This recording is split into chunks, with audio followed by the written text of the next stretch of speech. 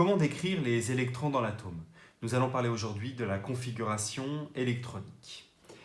Vous savez que les électrons sont dans un nuage électronique situé autour du noyau atomique. Eh bien, en fait, ce nuage est constitué de couches. Première couche, deuxième couche, troisième couche, etc. Et la couche la plus près du noyau est la couche de plus basse énergie. Elle peut accueillir 2 électrons au maximum. Une fois que cette couche-là est remplie, eh bien on peut compléter la deuxième couche avec 8 électrons au maximum. Et la troisième couche peut contenir 8 électrons au maximum avant qu'il faille créer une nouvelle couche.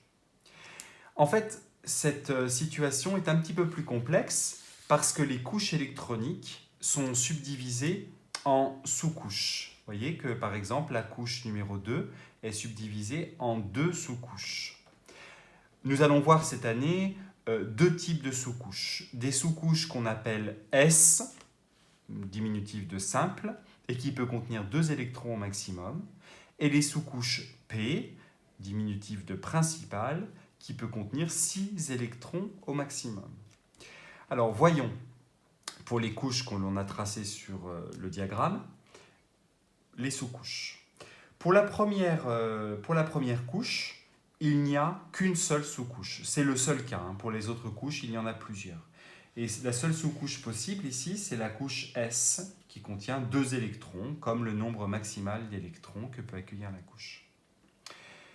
En fait, cette couche numéro 2 est subdivisée en 2 sous-couches. La couche S qui contient 2 électrons et la couche P qui contient 6 électrons. Et vous voyez que 2 plus 6 égale 8. On retrouve bien les 8 électrons de notre couche numéro 2.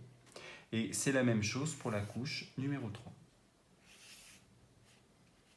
Et bien maintenant que nous avons tracé les sous-couches, nous allons pouvoir placer des électrons. Et on commence toujours par les couches les plus internes.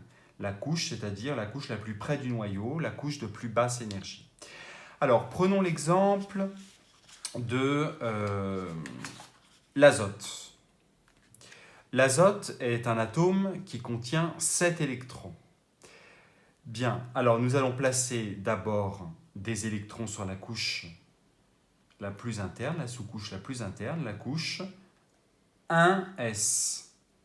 D'accord, puisque c'est la première couche et c'est une sous-couche S. On peut placer 2 électrons au maximum. Il nous reste 5 électrons à placer. Donc on passe à la sous-couche d'énergie tout juste supérieure.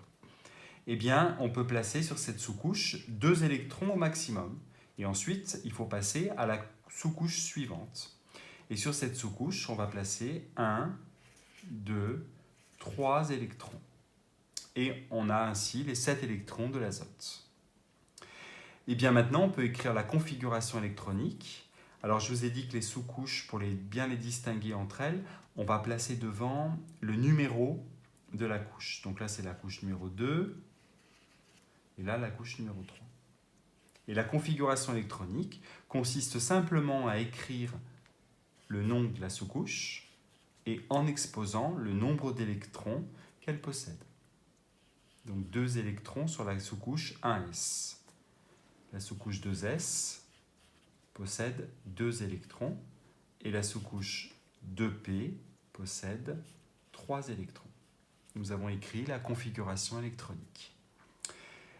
La dernière couche remplie s'appelle on appelle ça la couche externe, qu'on peut aussi appeler la couche de valence. Et si vous regardez le nombre d'électrons sur la couche externe, on en a 3 plus 2, 5, ce qui est inférieur au nombre maximal que cette couche peut accueillir. Donc on dira que la couche externe est non saturée.